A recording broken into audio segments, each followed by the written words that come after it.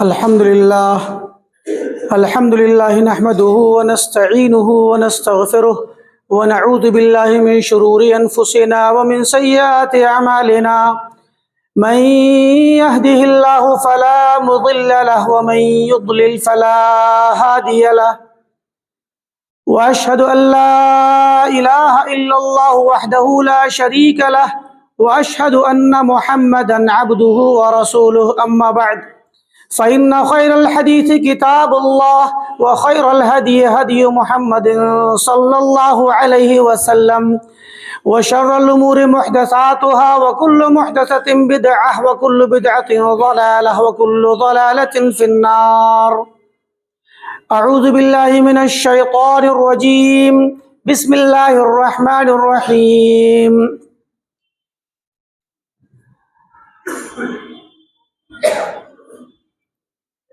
وكان أبوهما صالحا. وقال النبي صلى الله عليه وسلم كلكم مسؤول وكلكم راع وكلكم مسؤول عن رعيته. الحدیث. محترم حاضرین جمعہ، بزرگان دین، نوجوانان ملت اور خواتین اسلام، عزیز بچوں، اللہ رب العالمین کا احسان اور اس کا کرم ہے کہ اس نے ہمیں اسلام کی دولت سے نوازا اور اس نعمت پر برقرار رہنے اور اس سے استفادہ کرنے اور دنیا اور آخرت کی فلاح اور بھلائی کو اکٹھا کرنے کی ہمیں نہ صرف یہ کہ ہمارے لیے تعلیمات نازل کی بلکہ اس کی صاف اور کھلی رہنمائی فرمائی. اس پر ہم اللہ رب العالمین کا جتنا شکر ادا کریں کم ہے، اور اللہ تعالیٰ کے احکامات پر عمل کر کے ہم یہ ثابت کریں کہ اللہ تو نے ہمیں اختیار کیا ہے، یہ تیرا اختیار ہے اور ہم اس پر تیرے شکر گزار ہیں. اللہ کی بے پناہ نعمتوں کے باوجود اسلام جیسی عظیم الشان نعمت اور اسلام پر چلنے اور اس کو سمجھنے کے لیے کتاب و سنت کی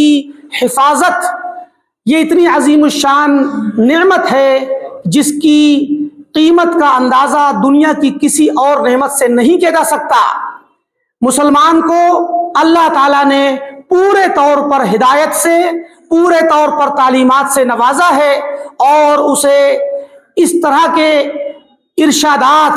اور توجیہات اور تعلیمات اور ایسے انسٹرکشنز دیے ہیں جن کے ذریعے وہ کبھی بھی دنیا میں ناکام نہیں ہو سکتا. لیکن آج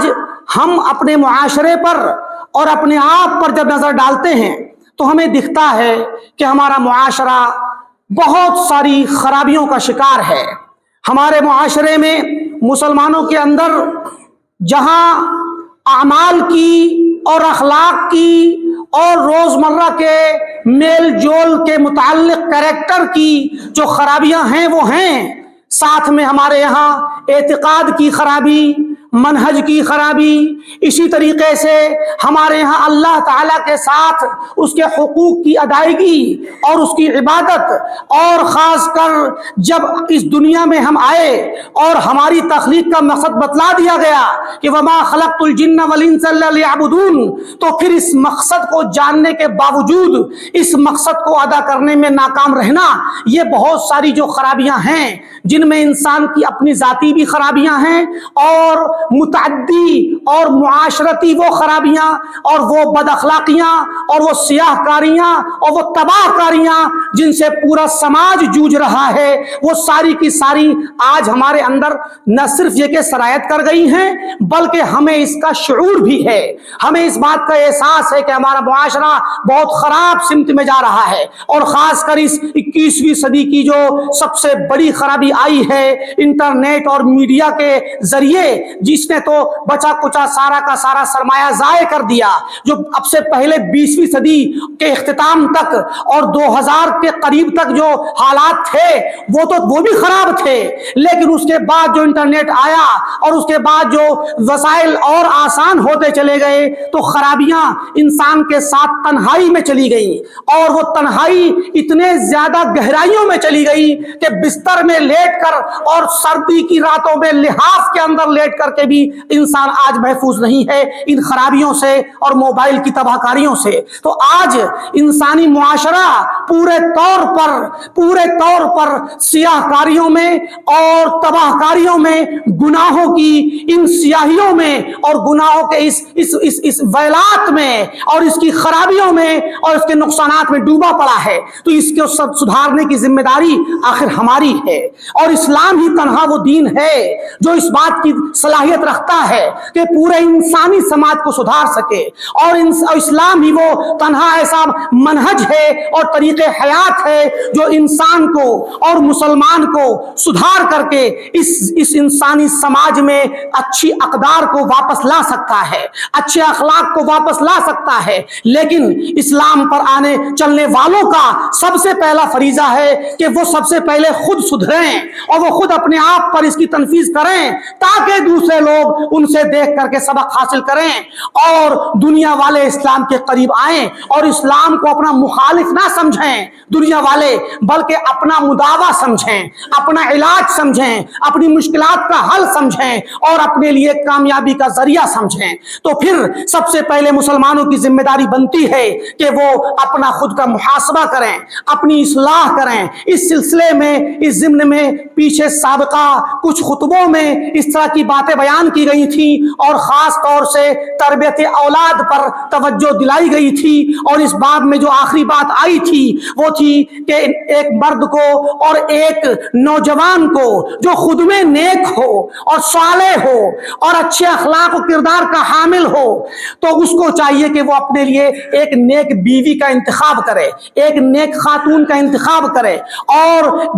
بیٹی یا لڑکی یا عورت کا جو ولی ہے، لڑکی کا جو ولی ہے اس کا باپ یا اس کا جو بھی اقرب ولی ہو باپ نہ ہونے کی صورت میں، تو اس ولی پر ذمہ داری بنتی ہے کہ جب اس کے پاس اس کی بیٹی کی شادی کے سلسلے میں پیغام لے کر کے کوئی نوجوان آئے، جیسا کہ حدیث میں کہا گیا اذا اتاکم من ترضون دینہ وخلقہ فزوجوہ، کہ جب تمہارے پاس کوئی ایسا انسان آئے، ایسا مرد آئے جس کے دین سے تم راضی ہو، جس کے دینی چال چلن سے تمہیں اطمینان ہے اور اس کے اخلاق سے راضی ہو، دینی چال چلن مسجد میں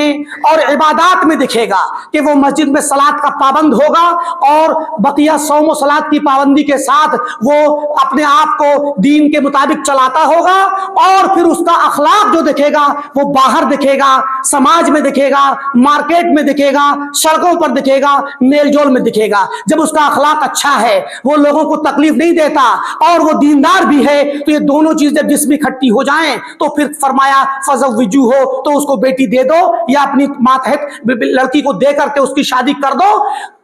تاکہ وہ ایک نئی زندگی شروع کرے، اور تمہاری بیٹی بھی جس کے پاس جائے تو تمہیں اطمینان ہو کہ دیندار ہے اور اچھے اخلاق والا ہے، اللہ سے ڈرے گا اور اچھے اخلاق کے ساتھ بیٹی کے ساتھ اور اپنی بیوی کے ساتھ پیش آئے گا۔ تو جب یہ دو لوگوں سے مل کر کے دونوں نیک ہوں، دونوں صالح ہوں، تو صالح ماں باپ، صالح جوڑا، صالح بیوی اور صالح مرد، ان دو لوگوں کے ذریعے جب زندگی کی شروعات ہوگی تو ایک نیا معاشرہ، ایک صالح معاشرہ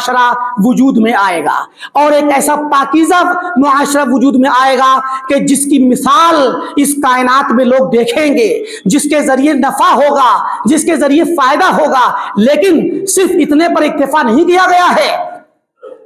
اسلام نے صرف نیک بیوی تلاشنے پر اکتفا نہیں کیا یا نیک لڑکے کو تلاشنے پر اکتفا نہیں کیا، بلکہ ان کے اندر ایک دوسرے کی مدد کرنے کے لیے، ایک دوسرے کو دین پر چلانے کے لیے ایک دوسرے کو ہدایت دی کہ آدمی اپنی بیوی کو دین پر چلائے اور عورت اپنے شوہر کو دین پہ چلائے۔ اس سے قبل میں یہ بیان کر دوں کہ اسلام نے کتنی باریک باریک چیزوں پر توجہ دی ہے کہ آدمی جب بیوی سے اپنی شادی کر کے آئے تو بیوی سے جب ملاقات کرے تو ملاقات کے آداب سکھلائے ہیں، آداب سکھلائے ہیں کہ مستحب ہے کہ وہ 2 رکعت سنت پڑھ کر کے اس کو شروع کرے اپنی زندگی کو، اور اس کے بعد اپنی بیوی سے جب وہ ہم بستر ہو تو ہم آغوش ہو تو اس وقت وہ حدیث میں آتا ہے، صحیحین کی روایت ہے کہ اگر تم میں سے کوئی شخص اپنی بیوی کے پاس جائے اور وہ دعا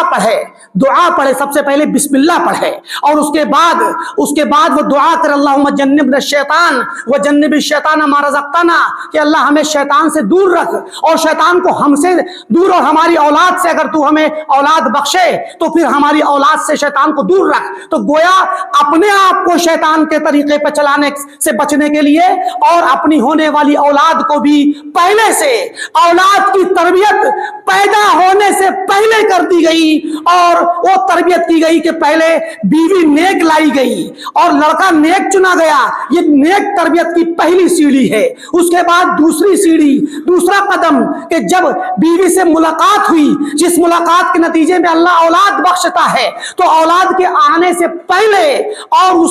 اس کا معاملہ دنیا میں شروع ہونے سے پہلے ہی یہ تنبیہ کر دی گئی، فرمایا کہ وہ یہ دعا پڑھے۔ فرمایا اسی حدیث میں اگر ان کے لیے اولاد مقدر ہوئی، اس ملاقات کے نتیجے میں اولاد مقدر ہوئی، لم یضرہ الشیطان، تو شیطان اس کو نقصان نہیں پہنچا سکے گا۔ کتنی عظیم الشان دعا اور کتنا عظیم الشان اجر۔ آج ہماری اولاد اگر بگڑی ہوئی ہے یا سماج میں نوجوان بگڑے ہوئے ہیں، ان کی بہت ساری وجوہات میں سے ایک وجہ یہ بھی ہے کہ ماں باپ کو پتہ نہیں، انہیں طریقہ نہیں یاد، انہیں دعائیں نہیں یاد، انہیں آداب کا پتہ نہیں کہ بیوی سے ملاقات کیسے ہوتی ہے۔ اللہ کا نام لے کر، اللہ سے دعا کر کے، بسم اللہ پڑھ کر، اور اس کے بعد اللہ سے دعا کی کہ اللہ شیطان سے ہمیں بچا، ہم شیطان کے راستے پہ نہ جائیں، کیونکہ وہیں پر شیطان کا راستہ ہے، ناجائز راستہ بھی ہے، تو اس سے بچیں اور شیطان کے اور بہت سارے بہکاوے میں ہم نہ آئیں، ایسے کام نہ کریں جو ہماری زندگی میں شیطان والے چیزوں کے وجہ سے شیطانی امور پیدا ہو، اور اس کے بعد ہماری جو اولاد ہو تو اللہ تعالیٰ اس کے بھی شیطان کو دور رکھ۔ تو فرمایا اگر اولاد مقدر ہوئی تو شیطان اس کو نقصان نہیں پہنچائے گا۔ یہ بخاری اور مسلم کی روایت ہے، اور صحیح بخاری میں اضافہ ہے، ایک لفظ کا اضافہ ہے، لم یضرہ الشیطان، شیطان اسے نقصان نہیں پہنچائے گا بچے کو،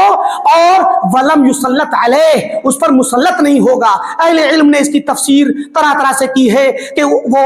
جب ماں کے پیٹ میں بچہ ٹھہرے گا تو اس کو نقصان نہیں پہنچا سکے گا، اس کے بدن میں، اس کی تخلیق میں، اس کے جسم میں، اس کی عقل میں۔ بسا اوقات جو بہت سارے اسباب آج ظاہری دکھتے ہیں کہ بہت سارے بچے بگڑی ہوئی تخلیق پر پیدا ہوتے ہیں، خراب شکل پہ، ادھوری پیدائش پہ، ادھوری خلقت پر، کسی کا کوئی عضو نہیں، کسی میں کوئی خامی ہے۔ جسمانی خامیوں کے جو ظاہری اسباب ہوں گے وہ ہوں گے، جو ہیں وہ ہیں، لیکن انہی میں ایک سبب شیطان کا کچوکا بھی ہے، شیطان کا مسلط ہونا بھی ہے۔ تو شیطان اس ماں کے پیٹ میں پل رہے بچے کو نقصان نہیں پہنچا پائے گا، نہ اس کے جسم میں، نہ اس کی عقل میں۔ اور پھر حدیث میں اور شارحین نے کہا ہے کہ اس میں عموم بھی مراد لیا جا سکتا ہے کہ شیطان اس کو بہکا نہیں سکے گا، اس کو گمراہ نہیں کر سکے گا پیدا ہونے کے بعد، اور شیطان کے جو بہت سارے ہتھ کنڈے ہیں وہ ان سے محفوظ ہو جائے گا۔ تو یہ بہت ہی عظیم الشان دعا ہے، ایک ادب ہے۔ ماں باپ جو بچوں کی تربیت کرنا چاہتے ہیں، جو نیک اور صالح اولاد چاہتے ہیں، وہ اس 2 نمبر قدم پر ضرور توجہ دیں۔ پہلا قدم خود نیک بنے نوجوان، اور نیک بنے نوجوان خاتون، اور پھر اپنے لیے جوڑا تلاش کرے نیک، اور دوسرا قدم جب ملاقات ہو تو پھر آدمی کے لیے مستحب ہے کہ وہ دعا پڑھے۔ اور بعض اہل علم نے یہ بھی کہا ہے کہ اگر خاتون بھی پڑھ لیتی ہے تو کوئی حرج کی بات نہیں، ورنہ اس دعا کا مخاطب اصل مرد ہے۔ تو 2 کام یہ ہو گئے۔ اس کے بعد اب زندگی شروع ہو جاتی ہے بیوی اور شوہر کی، مرد اور اس کی بیوی کی، اس روزمرہ کی زندگی میں کیسے زندہ رہیں گے، کیسے زندگی گزاریں گے، اس کا بھی ادب بتلایا گیا ہے، اس کا بھی طریقہ بتلایا گیا ہے کہ کیسے رہنا ہے۔ جہاں عورت کے ساتھ اچھا سلوک کرنا ہے، جہاں خیر کے ساتھ معاملہ اس کے ساتھ کرنا ہے عام زندگی میں، وہیں رات کی زندگی سنن نسائی اور ابن ماجہ اور امام احمد کے یہاں یہ ایک روایت ہے، اور بھی محدثین نے نقل کیا ہے، شیخ البانی نے اس کو حسن صحیح قرار دیا ہے۔ اس روایت میں ہے کہ اللہ تعالیٰ رحم کرے، رحم اللہ رجلا، اللہ تعالیٰ رحم کرے اس آدمی پر، یعنی رحمت کا وہ مستحق بنے۔ کون آدمی؟ رات میں جو اٹھے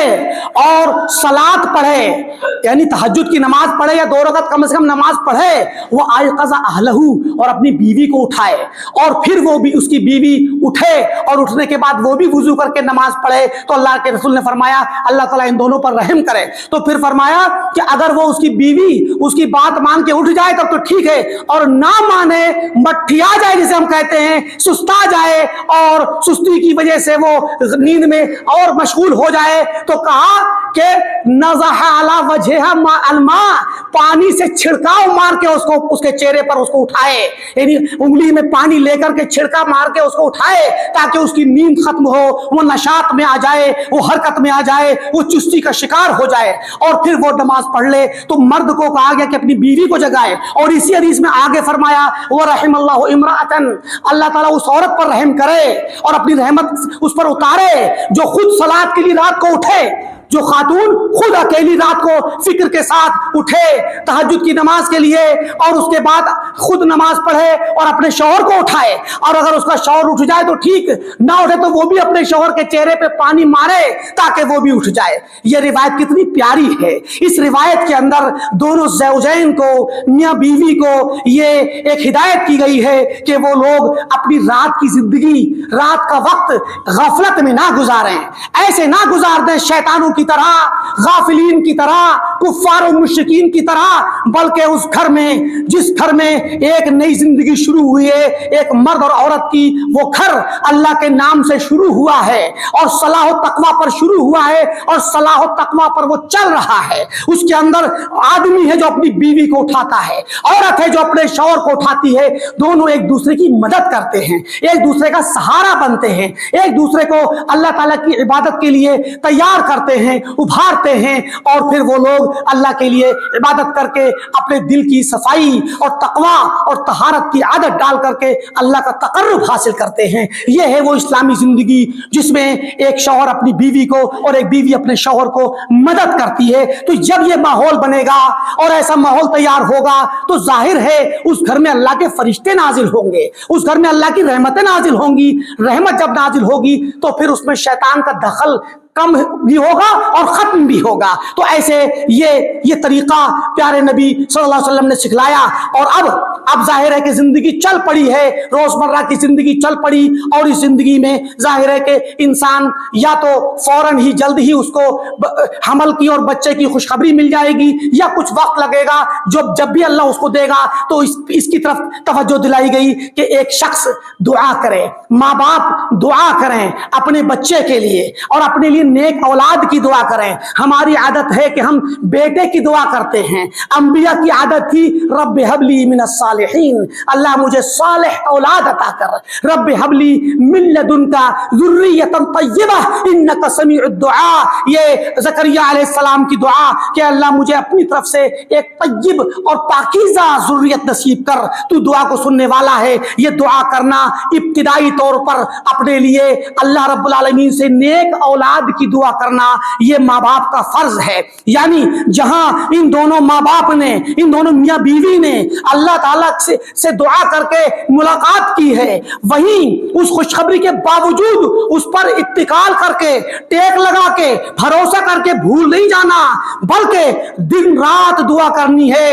رب العالمین سے اپنے لیے نیک اولاد کی دعا۔ جب باپ کی دعا اور ماں کی دعا جائے گی رب العالمین کے دربار میں تو اللہ تعالیٰ نیک اولاد نصیب کرے گا۔ تب نیک اولاد آئے گی، اس کے بعد اس اولاد کی تربیت کا وقت بعد میں آئے گا۔ یہ تربیت سے پہلے کے اوقات ہیں، بچے کے پیدا ہونے سے پہلے ہی یہ وہ حالات ہیں جس میں دعا یہ مستقل موضوع ہے۔ دعا کا کہ انبیاء نے کیسے دعائیں کی، صالحین نے کیسے دعائیں کی، لوگوں نے اور سلف نے کس طریقے سے دعائیں کی، بڑی اس میں دعائیں بھی ہیں، قرآنی آیات ہیں۔ ابراہیم علیہ السلام نے جب دعا کی رب ہب لی من الصالحین تو اس پر اکتفا نہیں کیا،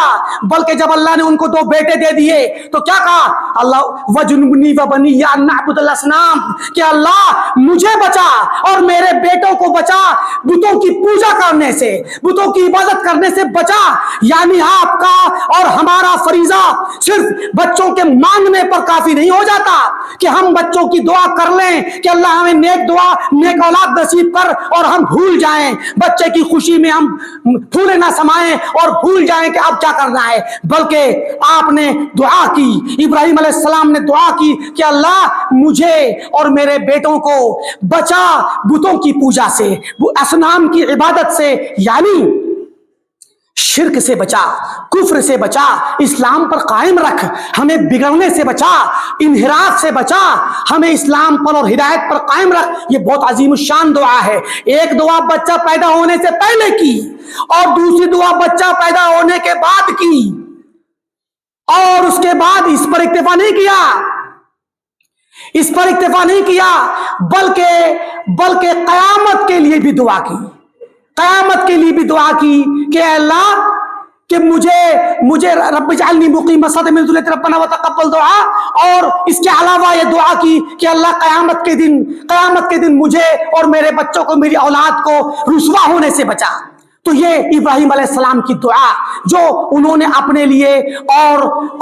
اپنی اولاد کے لیے دعا کی، پیدا ہونے سے پہلے، درمیان میں اور آخرت میں۔ تو یہ دعائیں اور مومنین کے لیے کہا گیا کہ وہ دعا کریں، ربنا هب لنا من ازواجنا وذرياتنا قرة اعین واجعلنا للمتقین اماما، کہ اے اللہ ہمیں نصیب کر ہمیں ہماری ذریت سے، ہمیں قرۃ اعین یعنی ہماری آنکھوں کی ٹھنڈک ہمیں نصیب کر، تاکہ ہمیں اپنی اولاد سے انہیں کو دیکھ کر کے ہماری آنکھیں ٹھنڈی ہوں اور ہمیں متقین کا امام بنا۔ تو یہ جو دعائیں کی گئیں اور یہ جو دعائیں سکھلائی گئیں، حدیث میں آتا ہے، حدیث کو امام البانی نے حسن کہا ہے کہ امام احمد کی روایت ہے کہ 3 دعائیں کبھی بھی رد نہیں ہوتی۔ ایک دعا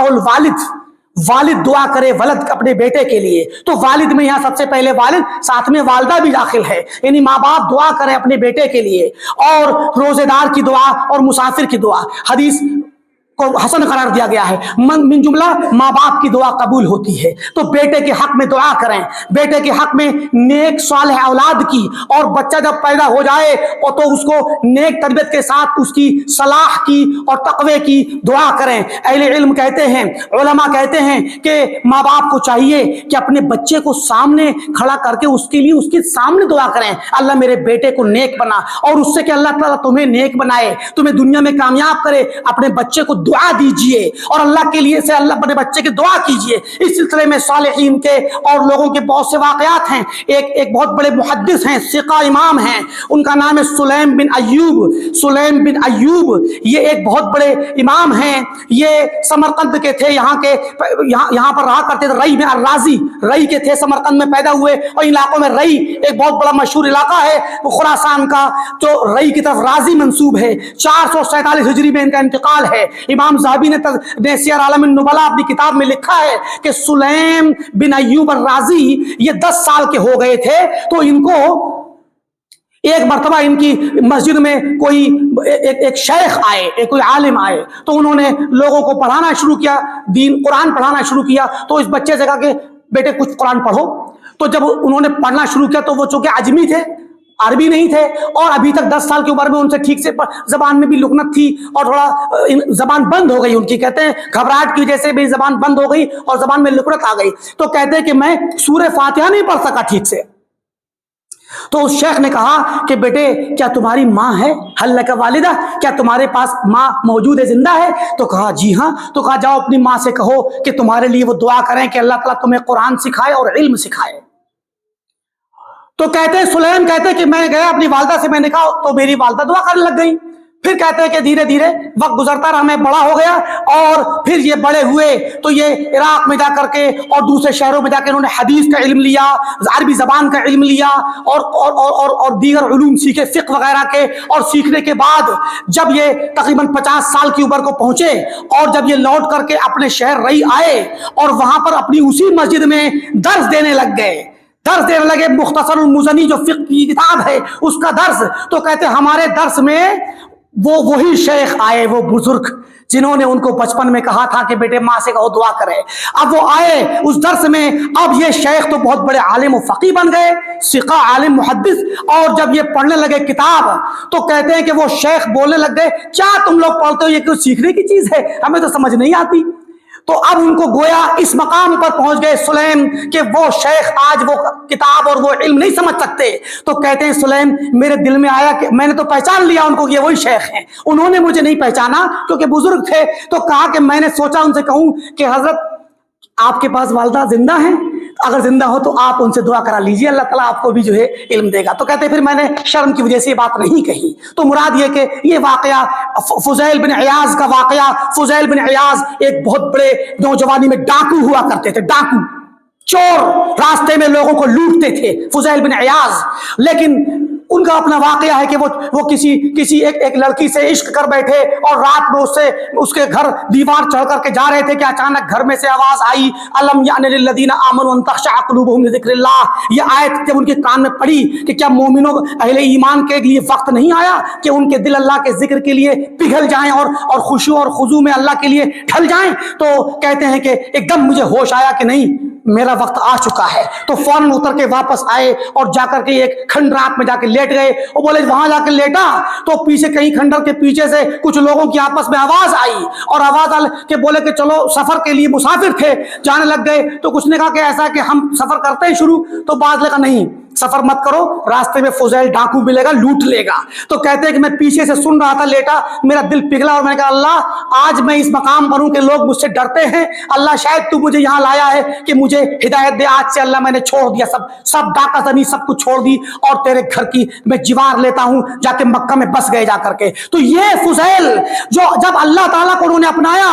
تو علماء کہتے ہیں کہ ان کی زبان پہ اللہ نے حکمت جاری کر دی. آج یہ بڑے ان علماء میں سے ہیں, زہاد میں سے, جن کے اقوال ذری ہوا کرتے ہیں. فضیل بن عیاض کا واقعہ ہے کہ یہ ان کا بیٹا تھا علی, ان کا بیٹا تھا علی. وہ بھی تھوڑا سا بگڑا ہوا سا تھا, تعدیب کرتے تھے, سمجھاتے تھے, سکھاتے تھے. لیکن سکھاتے سکھاتے ایک دن دعا کرنے لگے, اللہ میں نے اپنے بیٹے علی کو بہت سمجھایا لیکن وہ سدھرتا نہیں ہے, تو جانتا ہے کہ میں بہت محنت کرتا ہوں اس کی تربیت میں, لیکن اللہ میں تو کر چکا, اب تو ہی میرے بیٹے کو سدھار دے, میرے بیٹے کو ہدایت دے دے. دیکھیے خود محنت کرتے کرتے پھر اللہ سے دعا کی تو کہتے ہیں کہ ان کا بیٹا بھی سدھر گیا. اور جب بیٹا سدھرا تو امام عبداللہ مبارک فرماتے ہیں, یہ ان کے شاگرد ہیں, فضیل کے شاگرد ہیں ابن مبارک, بہت مشہور. ابن مبارک فرماتے ہیں کہ ان کا بیٹا علی ان سے زیادہ بڑا عبادت گزار بنا, اور دونوں باپ بیٹے اس قابل بنے کہ کہا جاتا تھا کہ خیر الناس و افضل الناس فضیل وہ ابن علی افضل منہ, کہ کہا جانے لگا کہ فضیل سب سے بہتر انسان ہیں اپنے علاقے میں, اپنے زمانے میں, اور ان کا بیٹا علی ان سے بھی اچھا ہے, ان سے بھی افضل ہے. تو یہ علی ایک بڑا مقام اس نے حاصل کیا. تو یہ ماں باپ کی دعا کا نتیجہ ہے. تو ماں باپ کا فرض ہے کہ وہ اپنے لیے اچھی نیک اولاد کی دعا کریں. اللہ تعالیٰ سے جب دعا مل جائے, جب اولاد مل جائے تو پھر اس اولاد کے نیک رہنے کی دعا کریں. اس سلسلے میں نصوص بھی بہت ہیں, اور اسی طریقے سے سلف کے واقعات اور سلف کی وہ جو میں نے آیت کا ٹکڑا پڑھا تھا اس کی وضاحت کر کے میں خطبہ ختم کرتا ہوں. سورہ کہف کا ایک جملہ کہ وَكَانَ أَبُوهُمَا صَالِحًا, یعنی آپ کو معلوم ہے کہ موسیٰ علیہ السلام اور خضر علیہ السلام جب گزرے ایک گاؤں سے اور ان لوگوں نے جب ضیافت نہیں کی تو وہاں دیوار گر رہی تھی, اس کو اٹھا دیا انہوں نے گرنے سے پہلے. تو موسیٰ نے کہا کہ اعتراض کیا, تو بعد میں جب جواب دیا گیا تو بتایا کہ ہم نے یہ دیوار اس لیے اٹھائی کہ اس کے نیچے خزانہ ہے, 2 غلام 2 بچوں کا جو یتیم ہیں, 2 بچوں کا خزانہ جو یتیم ہیں, لیکن ان کے, اور یتیم یعنی مطلب ماں باپ مر چکے ہیں, مگر ان کا باپ نیک تھا. وَكَانَ أَبُوهُمَا صَالِحًا, ان کا باپ نیک تھا. یعنی ماں باپ جب نیک ہوتے ہیں تو ان کی نیکی کا فائدہ ان کی اولاد کو پہنچتا ہے. تو اللہ تعالیٰ نے ان کے اس دیوار کو رکوایا تاکہ دیوار گرنے سے کہیں خزانہ نکل نہ پڑے تو دوسرے لوگ نہ لوٹ لیں یا یہ بچے نادانی میں خرچ کر کے خراب نہ کر دیں. تو بعض روایتوں میں آتا ہے, مفسرین کہتے ہیں کہ وہ باپ ڈائریکٹ صالح نیک نہیں تھا, بلکہ ان کے باپ کے درمیان اور ان کے اس دادا کے درمیان 7 پیڑھیاں تھیں.